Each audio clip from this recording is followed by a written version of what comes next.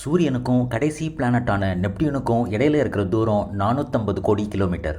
இந்த தூரத்தை காட்சிப்படுத்த சூரியனை பேஸ்கெட் பால் சைஸ்க்கு சின்னதாக ஆக்கி ரயில்வே ஸ்டேஷனில் 24 கோச் ட்ரெயின் பக்கத்தில் வச்சா கிரகங்கள் எந்த கோச் பக்கத்தில் வரும்னு பார்க்க போகிறோம். சூரியன் பேஸ்கெட் பால் சைஸில் இருந்தால் நம்ம சோலார் சிஸ்டம் இப்படி தான் இருக்கும்னு நம்ம பார்த்துருக்கோம். ஆனால் உண்மையான தூரம் என்னன்னு இப்போ நம்ம பார்க்க போகிறோம். கடைசி கோச் முடிகிற இடத்துல சூரியன் இருந்தால் அந்த கோச்சோட பாதியில் மெர்க்குரி பிளானட் இருக்கும்.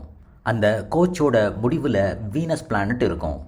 ரெண்டாவது கோச்சோட ஆரம்பத்தில் நம்ம பூமி, ரெண்டாவது கோச் முடிவில் மார்ஸ், நாலாவது கோச்சில் ஜூபிட்டர், 11வது கோச்சில் சாட்டர்ன், 22வது கோச்சில் யுரேனஸ். அதுக்கு அப்புறம் என்ஜின் எல்லாம் தாண்டி 7 கோச் இருந்துச்சுன்னா அதுக்கப்புறமா நெப்டியூன் பிளானட் இருக்கும்.